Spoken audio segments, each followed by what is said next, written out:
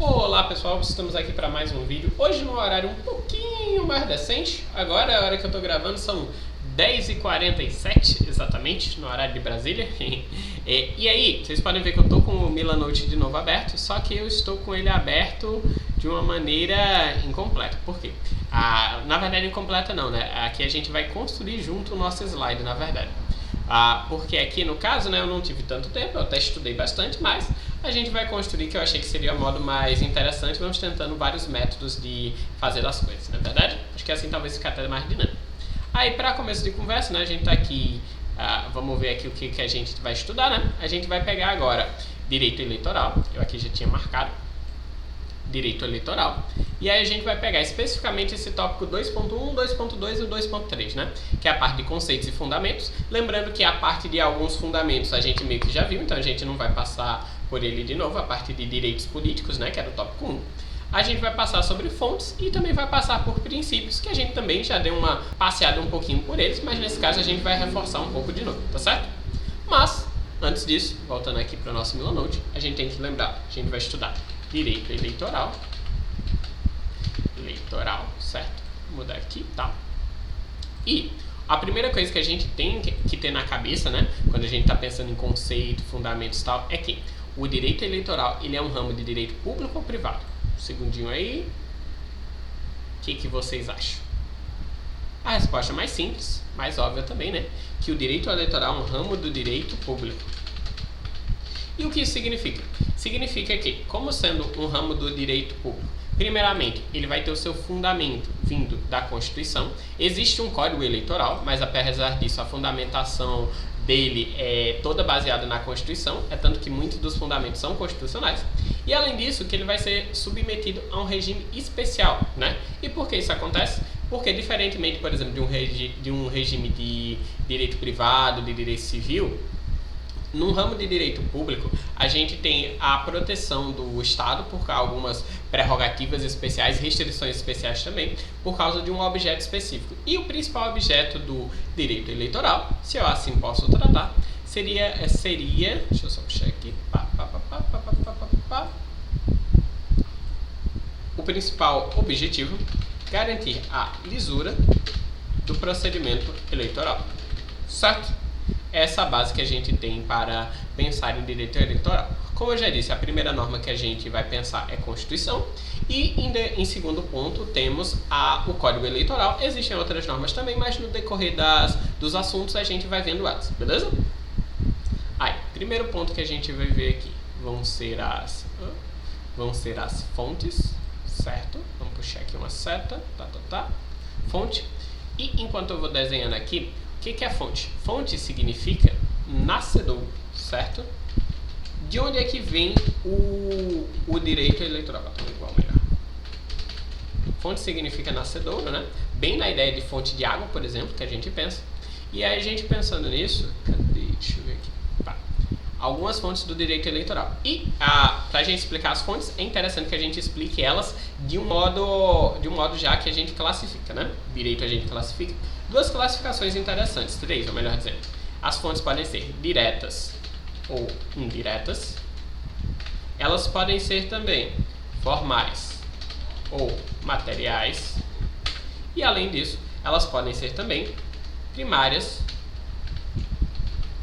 ou secundárias, certo? As fontes diretas, como o próprio nome diz, é de onde o direito eleitoral ele vai surgir diretamente. Quais são essas fontes? Seria, ou melhor, que o direito vai surgir e que ele vai se basear na sua atividade, né? Que vai ser as fontes diretas, que vai ser a lei em sentido amplo. Que a lei em sentido amplo seria a Constituição, o Código Eleitoral, as leis das eleições, dos partidos políticos, resoluções do TSE também podem ser enquadradas nesse critério. E já as fontes indiretas são as normas que até fazem com que o direito se baseie nelas, mas de uma maneira mais secundária, né? Que seria, por exemplo, as normas de procedimento, muitas delas vão vir do CPC, que não é uma norma de processo eleitoral propriamente dito, mas ele vai acabar servindo em caso de lacunas, certo? Aí a gente já vai entrando depois em umas formas que são mais interessantes. Peraí, só pegar uma aqui.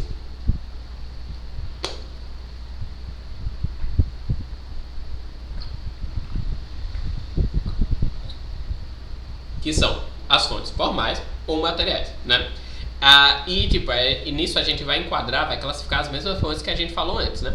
A lei em sentido amplo, é só a gente pensar. Lei em sentido amplo, ela vai ser um documento escrito, vai ser um documento que vai ser formalizado mesmo, vai ter seus certos requisitos. E já as fontes materiais, a gente vê como fonte material do direito como um todo os movimentos sociais que levam a ele. Por exemplo, a lei da ficha limpa vai ser uma fonte formal, até porque ela é uma lei complementar.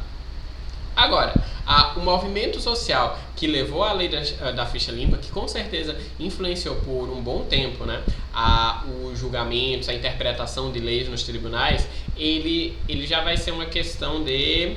Ele já vai ser uma fonte material, né?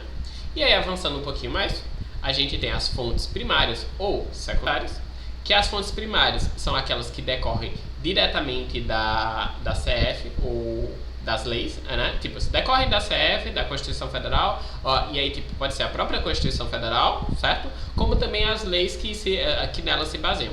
E já as fontes secundárias são as fontes se a gente pode pensar assim, de segundo nível, de segunda escala, né? Que são as fontes fontes infralegais que, na verdade, em vez de elas pegarem do fundamento, né? Que o fundamento principal é a Constituição, então o primário é o que vem dela, né? Então a secundária seria o que vem das leis. Por exemplo, uma resolução que regulamenta uma lei, um decreto que está regulamentando uma lei, ou mesmo uma resolução, um ato normativo, uma consulta pública. A gente vai ver também, de uma forma mais expressa depois, em outra aula falando sobre competência, que a justiça eleitoral é a única justiça que ela tem uma função consultiva. Essa função ela é exclusiva dos tribunais regionais do trabalho, regionais eleitorais e do TSE. Deixa eu só anotar aqui, aqui o asteriscozão é para a gente lembrar aqui, função consultiva,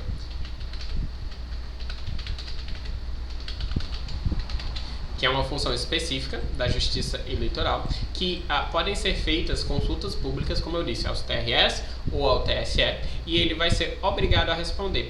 Essas consultas, elas vão servir de fontes, né, fontes secundárias, mas elas vão ter inclusive força vinculante. Por exemplo, vamos imaginar que eu pergunto se determinada situação ela configuraria crime eleitoral. Se o tribunal responde que não, esse tribunal eleitoral está vinculado ao resultado dessa consulta. Em uma decisão posterior, ele não pode me condenar, por exemplo, com base em uma coisa que ele disse que não era ilegal, certo? Ela vai ter esse efeito vinculante, por isso que ela também vai ser considerada uma fonte do direito eleitoral, certo? Só vale para o TRE e TSE. E uma coisa interessante, que essas consultas elas devem ser feitas sempre em abstrato. É isso, inclusive, que diferencia, pelo menos ao meu ver, mais dos outros tribunais, né? Porque um tribunal do trabalho, por exemplo, um juiz normal, ele vai responder as questões dentro do processo e sobre o caso concreto, né? Existe, claro, o controle de constitucionalidade, que é uma coisa em abstrato, mas mesmo esse em abstrato é analisando uma norma específica, né? Agora, essa situação, essa consulta que é feita a tribunais eleitorais, ela é feita bem em abstrato, bem em tese, né? Eu não posso dizer, fulano está vendendo santinho em tal rua, isso é crime. Não. Entra com o processo e aí no processo o juiz vai dizer se esse não é crime.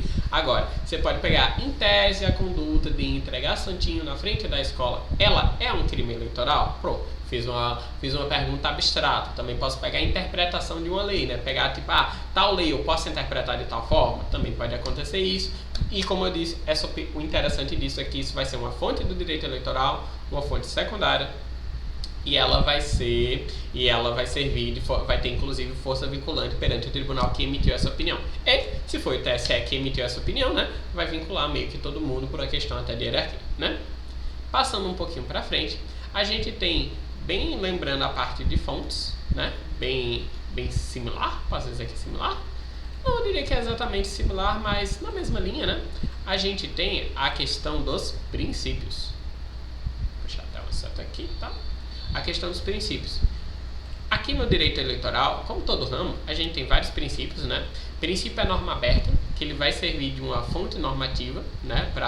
Ele é uma fonte normativa tanto para o legislador, ele é uma fonte motivadora, como ele também é uma fonte interpretativa, certo? É o título aqui, princípios. Eu sei que dá para botar título. Tá.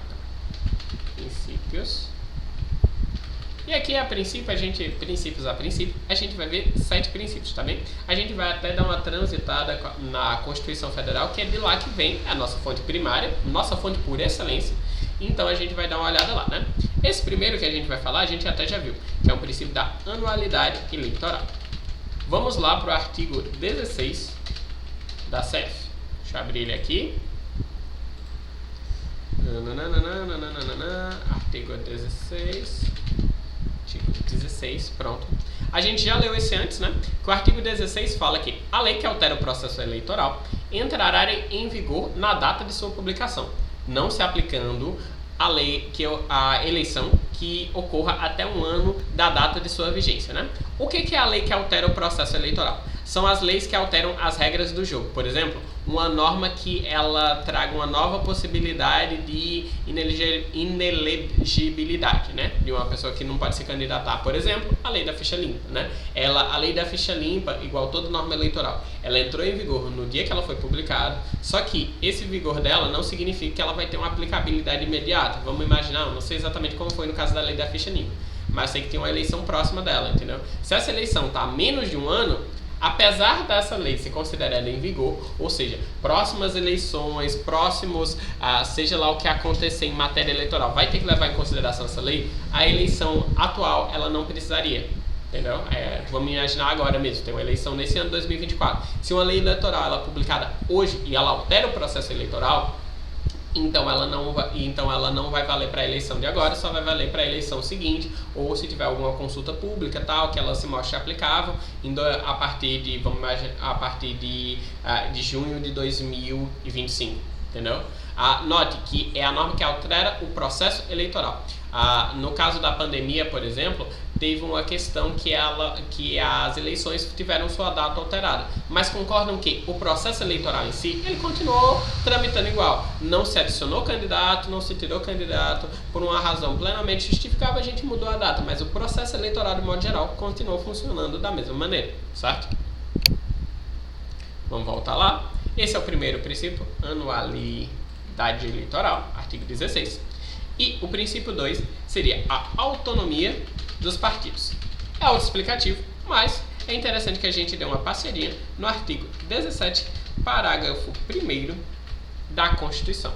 Será que eu consigo puxar aqui? Acho que eu consigo. Não era assim.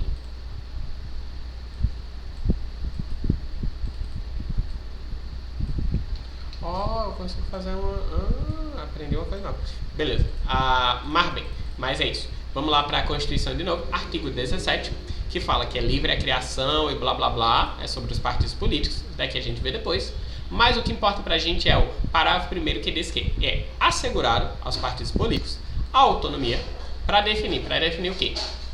Estrutura, regras sobre escolha, formação e duração de órgãos permanentes ou provisórios, sobre a sua organização, funcionamento, para adotar os critérios de escolha e o regime de suas coligações nas eleições majoritárias. E aí aqui tem algumas normazinhas, né? Vedada a celebração das eleições proporcionais, a questão de coligação, né? Aqui está falando sobre a coligação, permitida nas eleições majoritárias, vedada nas eleições proporcionais, certo? Sem obrigatoriedade de vínculo entre as candidaturas em âmbito nacional, estadual, distrital, municipal, devendo seus estatutos estabelecer normas de disciplina e fidelidade partidária. Norma aqui, devendo o quê? Os estatutos. Aqui enfatizando bem essa questão de autonomia. Ei, Claudiana, deu um oi pros cachorros ali, né? Claudiana? Calem a boca! Pronto, jurou. Beleza, né? Continuando.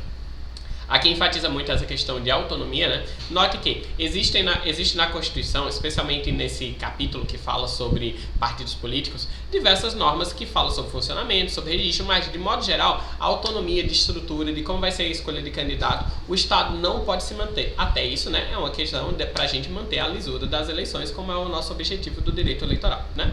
Avançando um pouquinho mais, o nosso terceiro princípio é a celeridade, que seria a ideia de resolução em tempo razoável dos processos. O devido processo legal também vai ser aplicável aqui, né?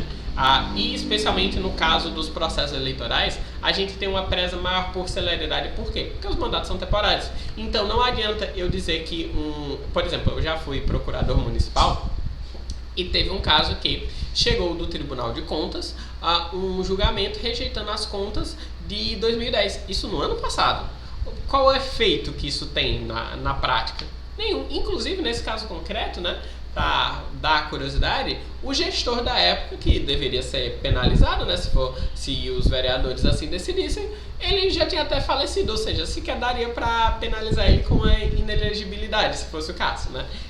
Ou seja, nesse caso houve um desrespeito total de uma resolução razoável no processo. Certo que nesse caso, né, seria uma questão mais financeira, não entra no direito eleitoral, mas a ideia é que no direito eleitoral não pode acontecer isso. Não dá para eu dizer que uma pessoa está inelegível depois que ela morreu, entendeu?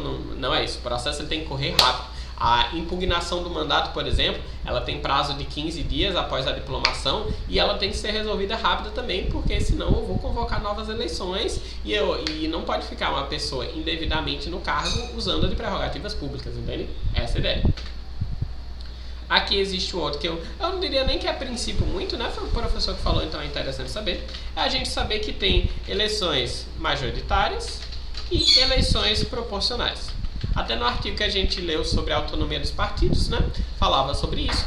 E o princípio majoritário significa que alguns cargos, especialmente cargos do Poder Executivo, né, quem é que ganha? Ganha quem tiver mais votos. E, via de regra, né, a gente vai precisar de 50% mais um dos votos para ser eleito.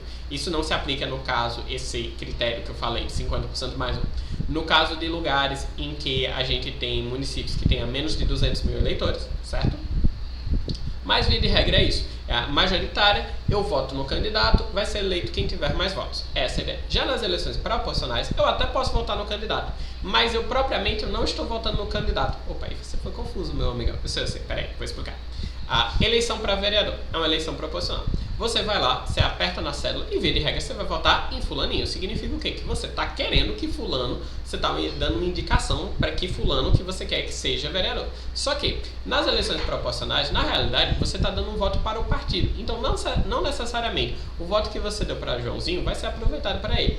Existe uma coisa chamada quociente eleitoral, que é o quê? É a quantidade de votos necessários para um candidato ser eleito. Se o candidato sozinho ele conseguir aquele quociente, beleza, ele vai ser eleito, acabou, não tem muito para onde ir. Mas se ele não conseguir, e a maior parte dos vereadores, por exemplo, nesse caso, não consegue, também isso vale por deputados, eu vou pegar todos os votos do partido, botar na mesma caixa do partido ou da coligação, quando era possível coligação, em eleições proporcionais, vou juntar tudo numa mesma caixa, e aí eu vou pegar e tipo, o coeficiente eleitoral, sei lá, exemplo, são 100 votos, o partido teve 250, então eu vou pegar, o partido consegue eleger 2 vereadores. Beleza, eu vou pegar então esses 200 votos e vou ver, beleza, 200 votos, sem uma mão, sem outra. Quem foi o candidato que teve mais votos? Foi João. Bom, João pega 100 votos. E quem foi o candidato com segunda ou maior quantidade de votos? Foi Pedro. Pedro pega votos. E pronto, e acabou. Mas na verdade, Pedro foi o candidato que conseguiu segundo maior quantidade de votos, mas ele teve só 30 votos. Como é que ele está recebendo 100? Sim, porque 30 pessoas indicaram e dentro do partido foi ele que acabou sendo mais. Por mais que eu tenha juntado 10 votos de Joãozinho, 10 votos de Rafael, 10 votos de Cicraninho, juntou tudo e a gente vota assim. É por isso que acontece, isso principalmente eu acho, no âmbito de vereadores mesmo, né?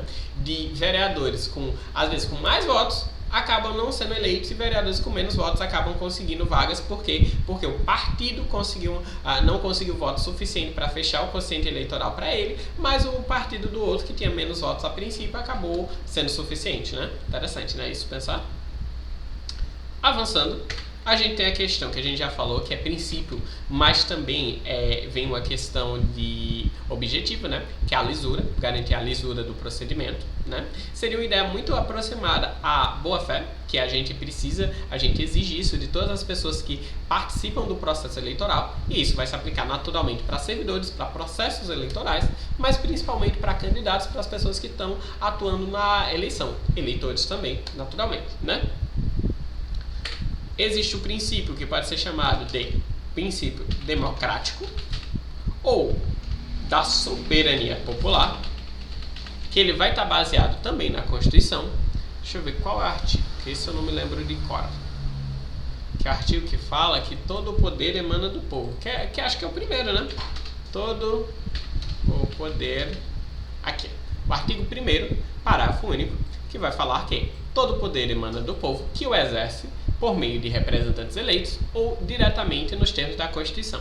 E posteriormente, né, a gente viu na aula anterior de direito eleitoral que uma forma de exercer é pelo voto e também por participação em referendo, em consulta popular, em plebiscito, certo? É isso o princípio democrático, artigo 1º, para você ver a importância. E por fim, a gente tem a ideia de moralidade eleitoral, que vai estar na parte final do artigo 14, parágrafo 9º, que diz que artigo 14, parágrafo 9º, fazendo na mão não dá, né? Artigo 14, pronto. Parágrafo 9º, que fala que lei complementar estabelecerá outros casos de inelegibilidade e os prazos de sua cessação, a fim de proteger e essa parte que a gente interessa que fala sobre esse princípio. Proteger o quê? Probidade. A moralidade para exercício de mandato, aqui.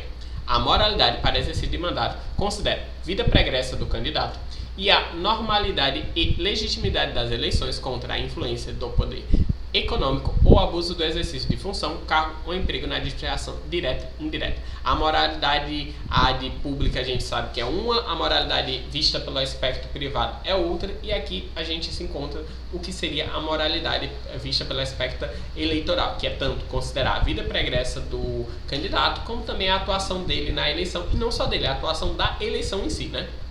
Pode haver casos que houve algum abuso de poder econômico e o candidato nem tomou ciência mais, e se isso maculou a eleição vai acabar sendo anulada e tendo que ser refeita, tá certo?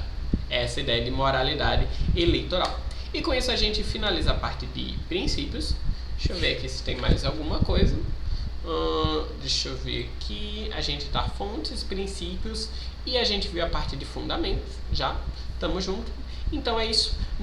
Nos vemos aqui amanhã. Acredito que nesse horário novamente, espero que um pouco mais cedo, a falar sobre nosso próximo tópico, que é processo civil. Isso, processo civil. Acho que a gente vai pegar esse tópico de jurisdição, vamos ver jurisdição e competência, na verdade. Vamos fazer um bem bolado aqui dos artigos como a gente está vendo, certo? Mas não me abandone ainda, vamos fazer algumas questõezinhas. Tá avançado, então hoje eu vou fazer só 7 questões, para fechar aqui e ficar 10 para a próxima aula. Mas é isso, né? Vamos lá. Questão 1. E não esqueçam de deixar nos comentários aí, se vocês preferem assim, eu vou deixar, vocês querem um slide já pronto, eu acho que é melhor já pronto, né? Ou se vocês preferem que eu escreva com vocês juntos, vocês acham que dá mais dinâmico, se eu posso gastar mais tempo e tal, o que vocês acham? Deixa aí nos comentários. Mas vamos lá para as questões. Questão 1.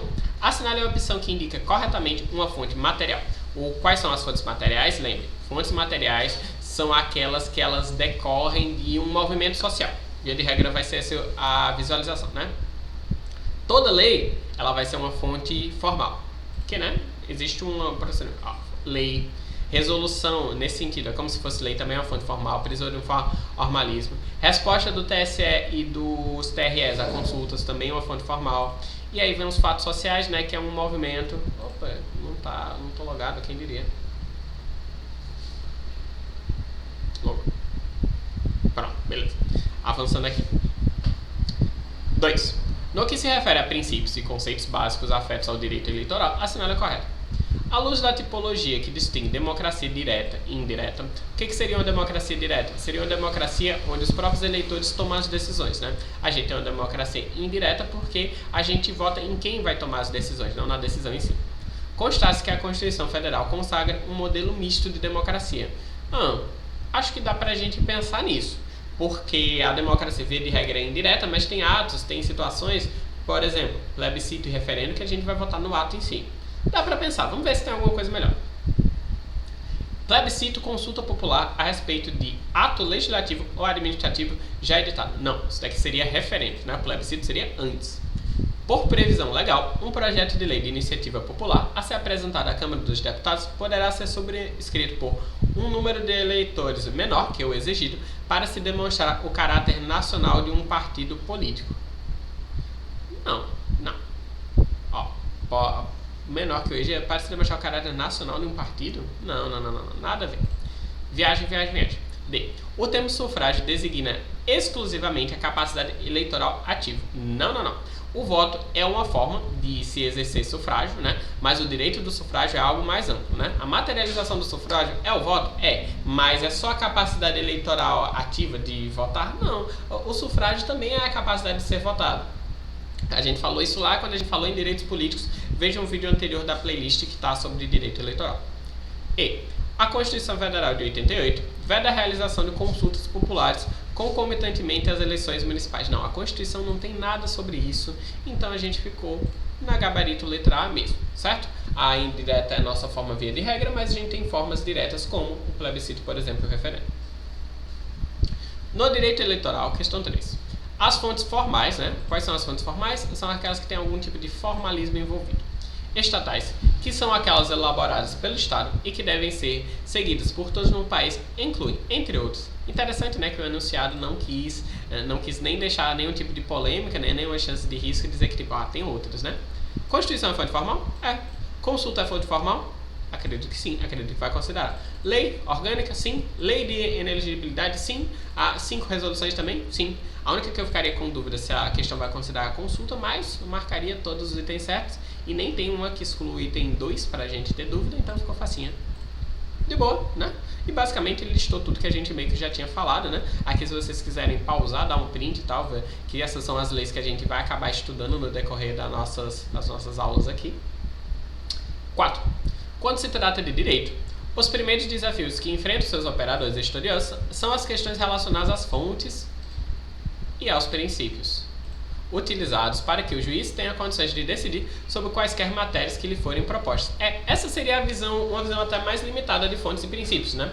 Seria uma visão de princípios como integração. Mas uma coisa interessante saber é que princípio, ele serve também para interpretação, né? O princípio, ele faz parte da norma, e, inclusive, violar um princípio é uma coisa muito mais grave do que violar uma norma, né? Porque enquanto dá pra gente excluir a ilicitude de uma norma, o princípio, ele representa o ordenamento jurídico como um todo. Então, se você está respeitando uma norma, você desrespeita um artigo, se você desrespeita um princípio, você desrespeita todos eles, né? Dá pra entender porque é mais grave.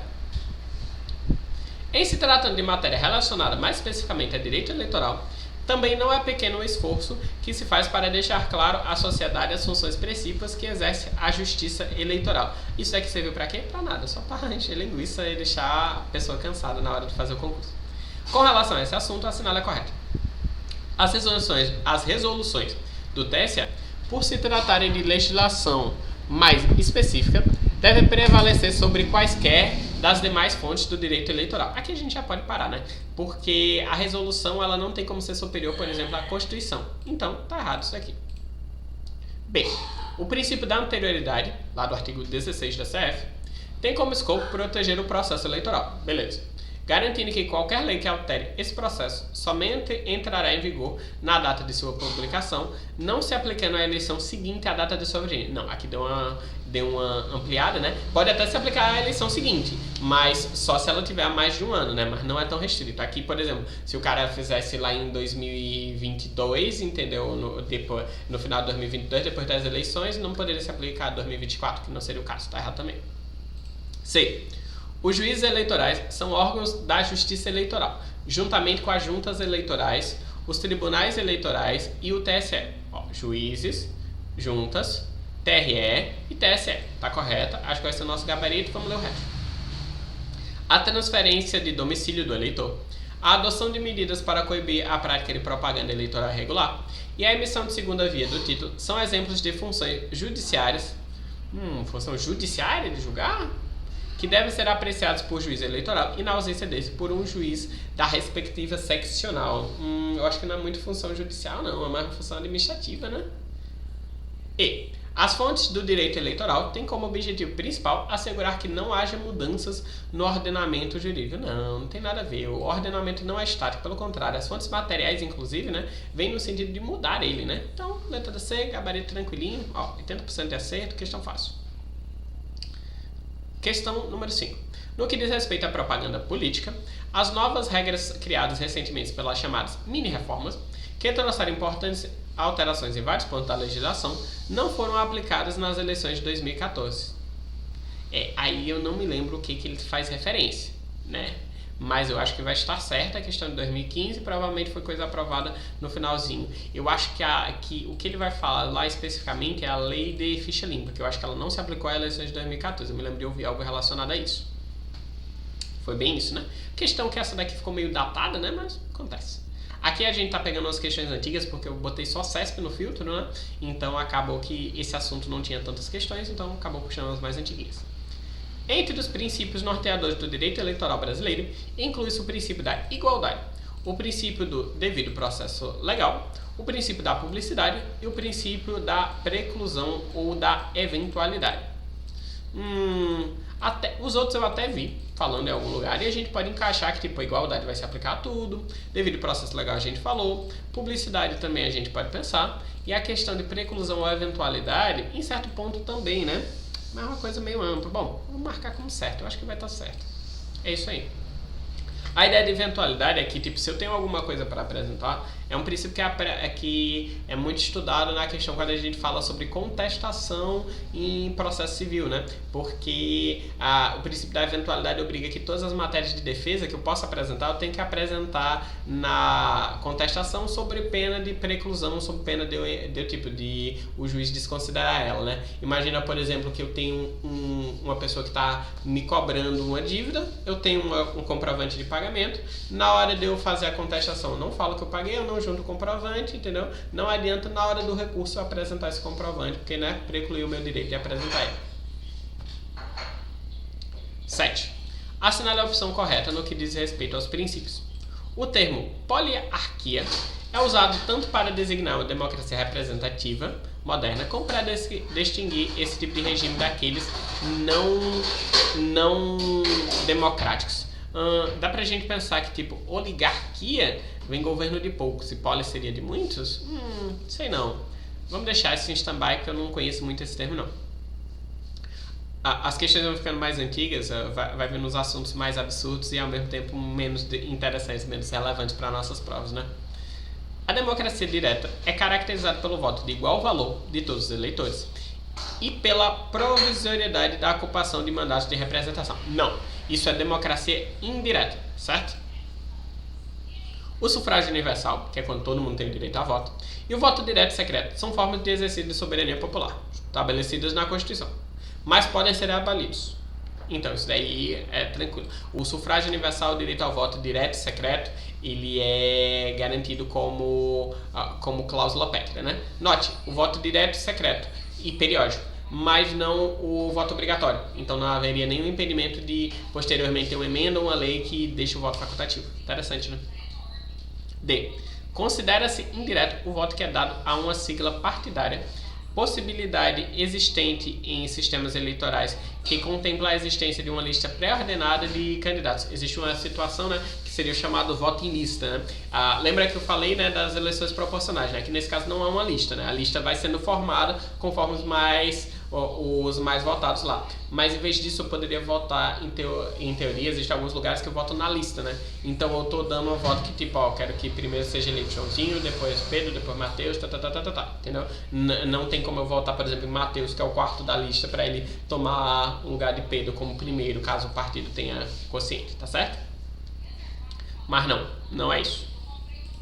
Voto indireto seria votar em quem vai votar, certo?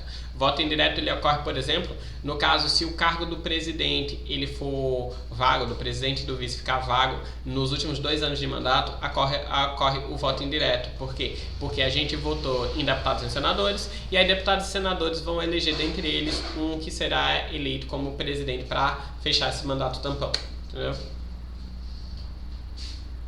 E a letra E. Por força do princípio da anualidade, todas as regras eleitorais demandam a aprovação com anterioridade de pelo menos 1 ano para que possam vigorar nas eleições que se seguem. Ok, essa daqui vai ser o princípio. E note que a gente nem precisou se esquivamos aqui da questão que a gente tinha dúvida, certo? Não se esquivamos não. Ih, caramba, questão difícil. Vamos ver o que está errado nessa daqui, só para me fazer passar vergonha. Vamos ver aqui. O princípio determina que a lei do processo entre em vigor na data de sua publicação. Demandam a aprovação com anterioridade de pelo menos... acho que não é nem aprovação, né? Porque ele pode aprovar ser aprovado. Acho que o raciocínio foi esse, né? Ele pode ser aprovado, mas ele não entra em vigor. Ele, tipo, sei lá, vamos imaginar um exemplo que tipo, a eleição é em outubro, né? O negócio ele é aprovado um pouco antes de outubro, mas só é sancionado depois, só entra em vigor depois, então ele não valeria. Acho que foi esse raciocínio que fez, né? Então sim, a gente precisava saber o que era esse termo aqui. Vacilamos. Mas bem, ficamos por aqui. Quase ninguém viu essa vergonha, tô ligado? Que quase ninguém veio até o final. E se você veio ao final, deixa aí nos comentários vergonha. Mas é isso. Se gostaram do vídeo, deixe um like. Se não gostaram, deixa o dislike, deixa sua crítica. E tamo junto. Valeu!